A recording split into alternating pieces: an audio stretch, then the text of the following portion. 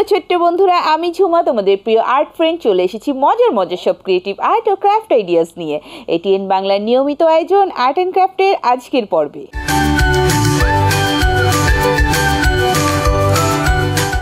বন্ধুরা, আজ আমাদের আর্ট অ্যান্ড ক্রাফট সেটে আমার সাথে আছে দুজন ছোট্ট বন্ধু, জারিফ এবং গৃহীর। হ্যালো হ্যালো আপু, কেমন আছো তুমি? আমি ভালো আছি, তোমরা কেমন আছো? আমরাও ভালো আছি। চলো তবে আমরা অনুষ্ঠান শুরু করি। ঠিক আছে আপু।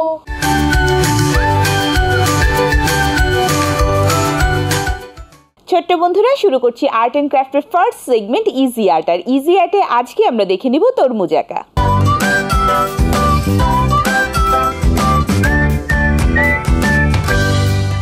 আজকে আমরা তরমুজ আঁকবো, কিন্তু খুব মজা করে একটা তরমুজ আঁকবো। মজা আবার করে কিভাবে আঁকে তরমুজ? তরমুজ তো খেতে মজা হয়, তাই না? তাহলে মজা করে আবার আঁকে কিভাবে, সেটাই আজকে আমরা দেখবো। কেমন? ঠিক আছে। আমরা একটা কাগজ, একটা ভাঁজ দিয়ে নিব, এই বরাবর একটা ভাঁজ দিয়ে নিব, ভাঁজ দিয়ে এই বরাবর আরেকটা ভাঁজ দিয়ে নিব। এবার এই ভাঁজের মধ্যেই আমরা তরমুজটা আঁকবো। ঠিক আছে আপু। তরমুজটা কি হয়, একটু লম্বাটে শেপের হয় না? হ্যাঁ আপু। আমরা একটু হালকা করে এঁকে নিচ্ছি, পরে আমরা সাইন পেন দিয়ে গাঢ় করে এঁকে নিব। আমরা সাইন পেন দিয়ে এটাকে গাঢ় করে এঁকে নিচ্ছি। আপু, তরমুজে না 6% চিনি থাকে। হ্যাঁ, আর কত পার্সেন্ট পানি থাকে বলো তো তরমুজে? 92%। হ্যাঁ, 92% পানি থাকে। তার মানে কি দাঁড়াচ্ছে বলো তো? তরমুজে পানির পরিমাণ অনেক বেশি, তাই না? হ্যাঁ। তাই এই গরমে কিন্তু আমাদের বেশি বেশি তরমুজ খাওয়া উচিত। হ্যাঁ। এই আমাদের আঁকা হয়ে গেল। তরমুজের ভেতরে একটু কার্ভ থাকে না? হ্যাঁ। সব তরমুজে থাকে না, কিছু কিছু তরমুজে লাইট গ্রিন এবং কি থাকে, ডিপ গ্রিন থাকে, তাই না? থাকে। হ্যাঁ। আপু, তুমি আজকে কি কালারের তরমুজ আঁকাবে? লাইট গ্রিন এবং ডিপ গ্রিন তরমুজ আজকে আমরা এঁকে নিব। ঠিক আছে। এবারে আমরা কালারে চলে যাব। কালারে যাওয়ার আগে আমরা ভেতরে একটু মজা করে নিব। ভেতরে আমরা কি মজা করব? এই যে ভাঁজটা আছে, এই ভাঁজটার ভেতরে আমরা একটু এরকম করে লাইন ড্রয়িং করে নিব।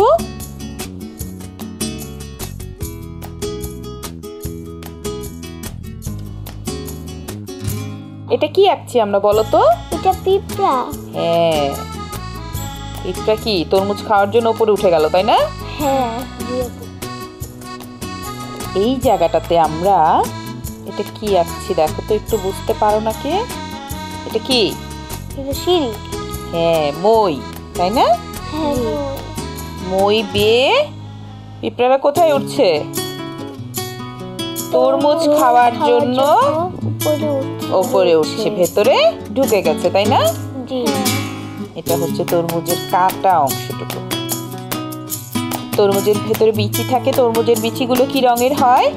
কালো। হ্যাঁ, কালো বা কালচে খয়েরি রঙের হয়। সেটা আমরা দিয়ে নিচ্ছি।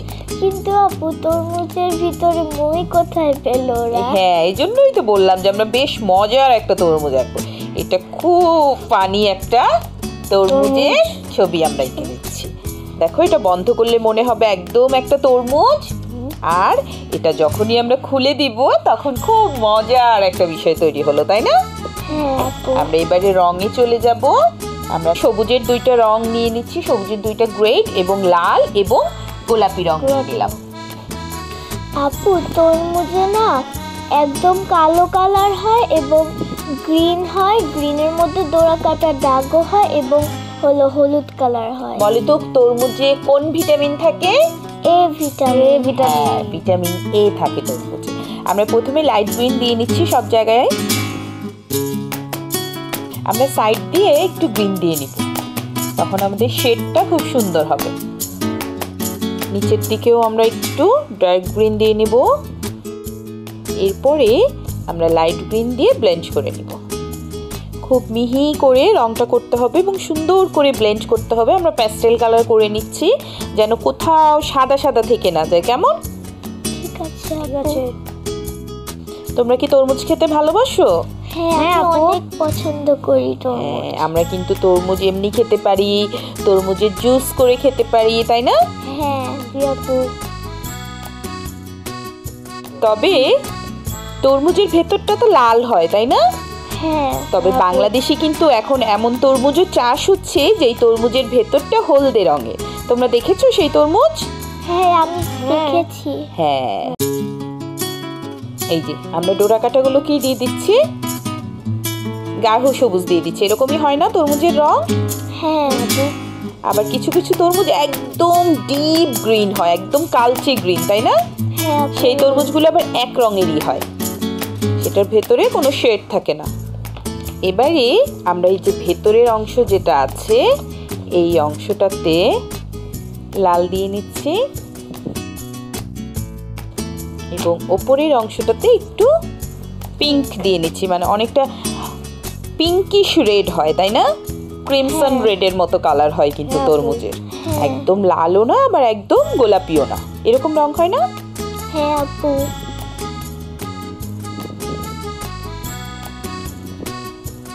জারিফ, তুমি কি তরমুজ পছন্দ করো? জি, আমি অনেক পছন্দ করি। এবারে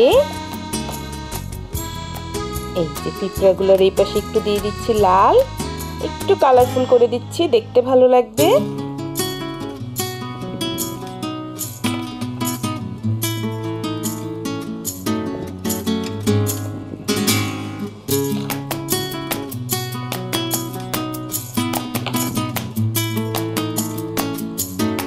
আপু, তুমি একটা তরমুজের পাতা দিয়ে দাও। পাতা দিব? হ্যাঁ ঠিক আছে, গৃহে যেহেতু বললো আমরা একটা পাতা দিতেই পারি। আমি একটু কালো সাইন পেন দিয়ে এঁকে ফেলি, তাহলে আমাদের বন্ধুদের বুঝতে সুবিধা হবে। আমরা এই জায়গা থেকে একটা তরমুজের পাতা দিয়ে দিই।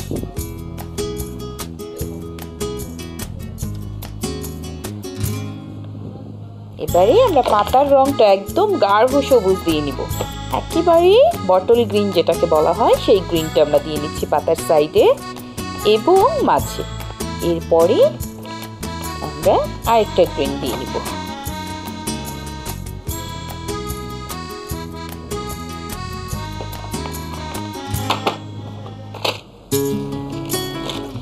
গাঢ় সবুজ সাইন পেন নিয়ে নিলাম, এরকম কিছু লতা থাকে তরমুজের মধ্যে। দেখো আমাদের কিন্তু তরমুজ আঁকা শেষ। হ্যাঁ, অনেক সুন্দর হয়েছে। আমরা এই তরমুজটা দিয়ে কিন্তু ফান করতে পারি, যে আমরা কাউকে এরকম একটা তরমুজ এঁকে দিলাম বা এইভাবে একটা কার্ড তৈরি করে দিলাম, সে যখন খুললো, ওয়াও আপু, অনেক সুন্দর হয়েছে। খুব একটা মজার বিষয় তৈরি হয়েছে না? আমরা এইভাবে করে তো ড্রয়িং করে আমাদের বন্ধুদের গিফট করতে পারি, তাই না? বাবা মাকে মজা করতে পারি, বাবা মার সাথে সারপ্রাইজ দিতে পারি।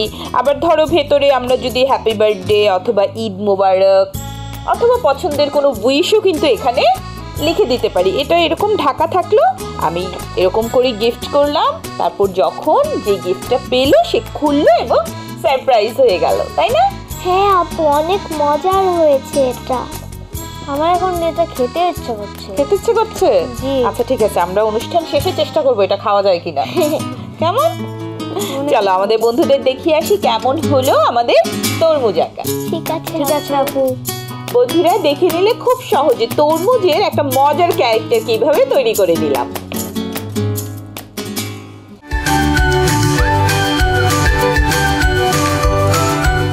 ছোট্ট বন্ধুরা, আর্ট অ্যান্ড ক্রাফটের সেগমেন্ট ক্রিয়েট উইথ ফানে আজকে আমরা তৈরি করব মাছ।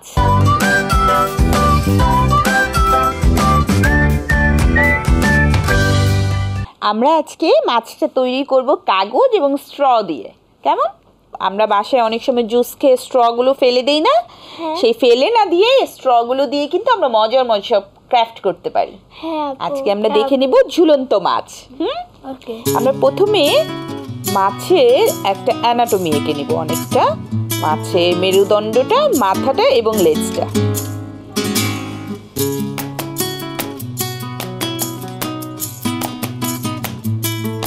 এবারে এটা আমরা কেটে নিব। এত চিকন মাছ? হ্যাঁ,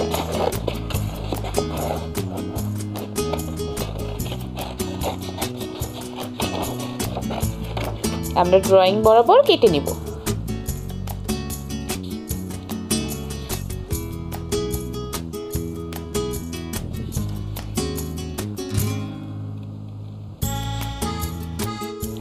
আপু আমি মাছ নিয়ে একটি গান করি। হ্যাঁ, বর্ষাকালে পাশের খালে বোয়াল মাছের বিয়ে, সবাইকে সে দাওয়াত দিল বাড়ি বাড়ি গিয়ে, সবাইকে সে দাওয়াত দিল বাড়ি বাড়ি গিয়ে। কই মাছে দই যায়, পুঁটি খাবে জব, টাকি মাছে ফাঁকি দিয়ে খেয়ে গেল সব।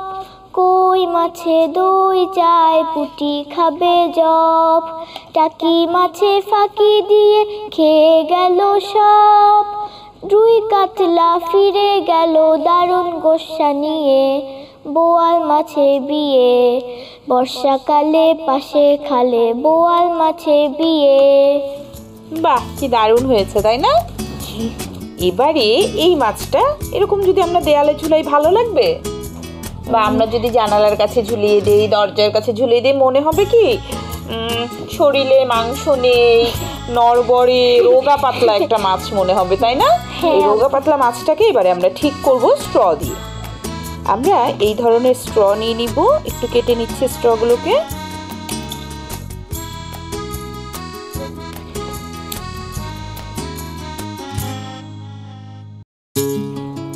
আপু আমি তোমার জন্য একটি মাছ নিয়ে একটি ছড়া বলি। হ্যাঁ, আমরা শুনবো।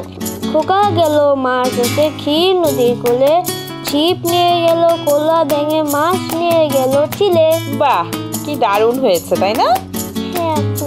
দেখো আমরা যে স্ট্রগুলো কেটে নিচ্ছি বড় থেকে ছোট করে কেটে নিচ্ছি। এখন আমরা যখন এটা সাজাবো তখন বুঝতে পারবে। আমরা একটা গুগলি আইস নিয়ে নিয়েছি, গুগলি আইসটা আমরা চোখের এই জায়গাটাতে বসিয়ে দিব। এবারে এই জায়গাটাতে আমরা একটা স্ট্র বসিয়ে দিব, সবচেয়ে বড় যেটা সেটা। এবারে তার চেয়ে ছোট যেটা আমরা একটু দেখে নিব, এই।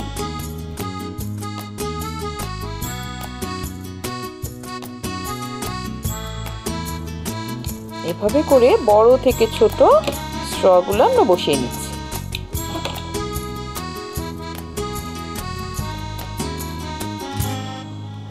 আমরা চাইলে এই পাশেও বসিয়ে নিতে পারি।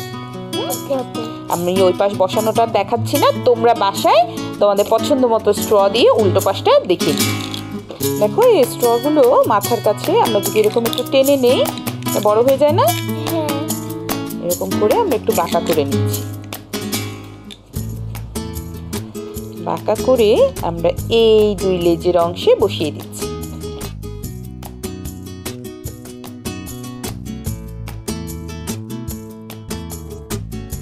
আপু আমি এবার একটি মাছ নিয়ে ছড়াও বলি। হ্যাঁ। নতুন নতুন পায়রাগুলি ছোটন বেঁধেছে, ও পারেতে ছেলে মেয়ে নাইতে নেমেছে, দুধারে দুই রুই কাতলা ভেসে উঠেছে, কে দেখেছে দাদা দেখেছে, দাদার হাতে কলম ছিল ছুঁড়ে মেরেছে, উফ বড্ড লেগেছে। এবার দেখো গলার কাছে কি সুন্দর হলো না আবৃত্তিটা? সুন্দর হয়েছে। হ্যাঁ, এই যে দেখো গলার কাছে আমরা একটু ডেকোরেশন করে দিচ্ছি। এটা কিন্তু আমরা একটু ওই যে স্ট্রটা একটু বড় ছোট করা যায় সেটা দিয়ে করে নিলাম, তাই না? তাহলে দেখতে সুন্দর লাগবে। বাড়তি অংশটা আমরা উল্টো পাশ থেকে কেটে দিব। জাস্ট এখন আমরা আমাদের পছন্দ মতো করে ডেকোরেশন করে নিব। আমরা চাইলে এই জায়গাগুলোও কিন্তু স্ট্র দিয়ে ফিল করে দিতে পারি, তখন এটা দেখতে খুব সুন্দর লাগবে। আপু আমি না ইলিশ মাছ খেতে অনেক পছন্দ করি। তাই? তোমার প্রিয় মাছ কি? আমার প্রিয় মাছ হচ্ছে ইলিশ। বাহ, দুজনের ইলিশ মাছ এত পছন্দ? জি আপু। ইলিশ আমাদের কি মাছ বলো তো? জাতীয় মাছ। জাতীয় মাছ। এরকম ফেলে দেয়া স্ট্র দিয়ে আমরা মজার মজার সব ক্রাফট আইটেম তৈরি করতে পারি, তাই না? হ্যাঁ আপু। এটা লেজের মধ্যে এগুলা কি দিচ্ছ? তো লেজের মধ্যে একটা কাটা কাটা অংশ থাকে না? হ্যাঁ, সেই অংশটা দিয়ে দিচ্ছি।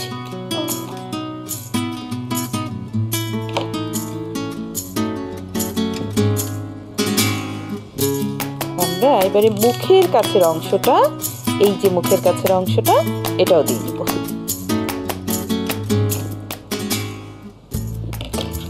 হ্যালো, এবারে আমরা যদি চাই বোথ সাইড স্কচ টেপ দিয়ে এটা আমাদের দেয়ালে বা দরজায় লাগিয়ে নিতে পারি। আবার যদি চাই এটা আমরা এরকম ঝুলিয়ে রাখবো, মাছটা এরকম নড়বে, সেক্ষেত্রে আমরা কি করব, তাহলে এই মাছ বরাবর আমরা একটা ছিদ্র করে নিব। ছিদ্র করে এই ধরনের সুতা পাওয়া যায়, এই সুতাগুলো একটু ঢুকিয়ে নিব।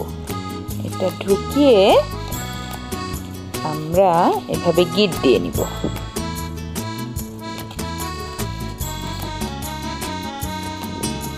গিটটা আমরা নিচের দিকে দিয়ে দিব। এবার দেখো, মনে হবে তুমি ছিপ দিয়ে মাছ ধরে এনেছো, তাই না? হ্যাঁ, আমরা একটা পাশ করে নিয়েছি, তুমি যখন দুইটা পাশই একই রকম ডিজাইন করবে তখন কিন্তু এটা দেখতে খুব সুন্দর লাগবে। হ্যাঁ আপু। চলো তবে আমাদের বন্ধুদের দেখিয়ে আসি কেমন হলো আমাদের মাছ তৈরি। ঠিক আছে আপু। ছোট্ট বন্ধুরা, দেখে নিলে খুব সহজে আমরা কি করে ডেকোরেশন মাছ তৈরি করে নিলাম।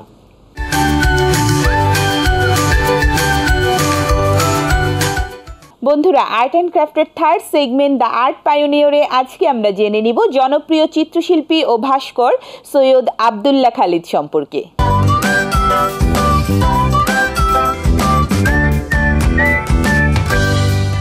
আচ্ছা, তোমরা কি জনপ্রিয় চিত্রশিল্পী এবং ভাস্কর সৈয়দ আব্দুল্লাহ খালিদকে চেনো? না আপু। আচ্ছা, চেনো না। তোমরা কি অপরাজেয় বাংলা ভাস্কর্যটি চেনো? হ্যাঁ আপু, আমি চিনি। এটি ঢাকা বিশ্ববিদ্যালয়ের ভিতরে না? হ্যাঁ, ঢাকা বিশ্ববিদ্যালয়ের কলা ভবনের ভেতরে মুক্তিযুদ্ধ ভিত্তিক ভাস্কর্য অপরাজেয় বাংলা। এই ভাস্কর্যের শিল্পী হচ্ছেন সৈয়দ আব্দুল্লাহ খালিদ। চলো আমরা তার সম্পর্কে স্ক্রিনে দেখে আসি। ঠিক আছে আপু।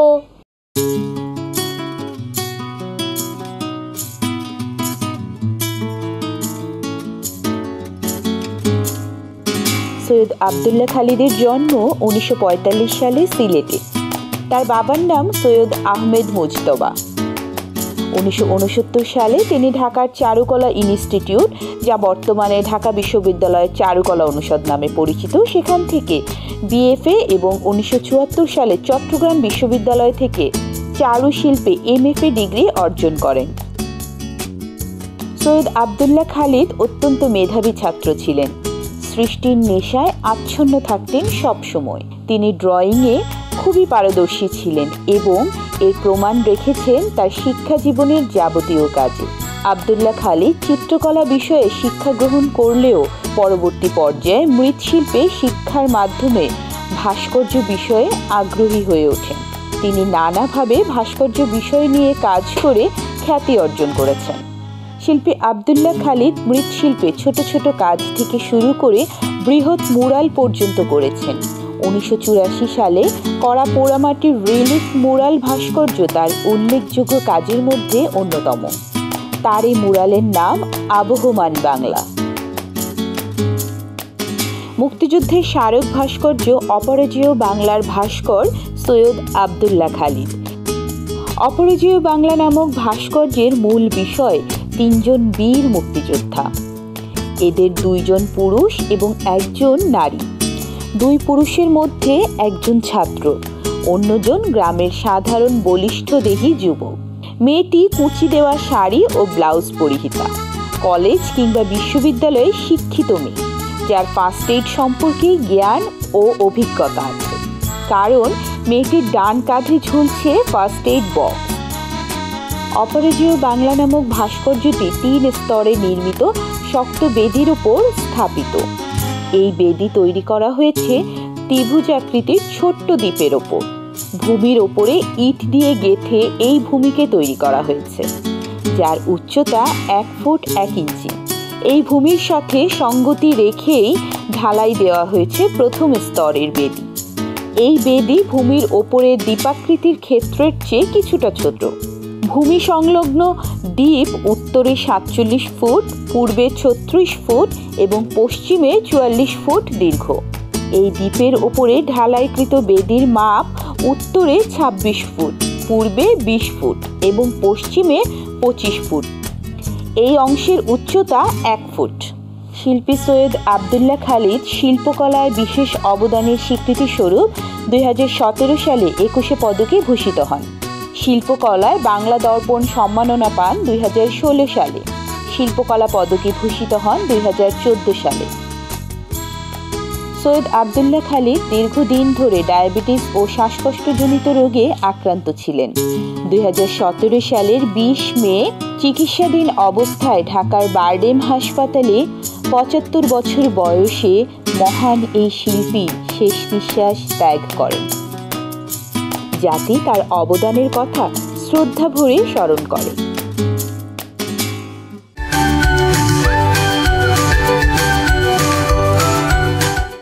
ফ্রেন্ডস, আজ আমাদের আর্ট অ্যান্ড ক্রাফট এখানেই শেষ করছি। আগামী পর্বে আবারও দেখা হবে নতুন নতুন কিছু আর্ট ও ক্রাফট আইডিয়াস নিয়ে। সেই পর্যন্ত সবাই ভালো থেকো, সুস্থ থেকো। এটিএন বাংলার সাথেই থেকো। Bye bye.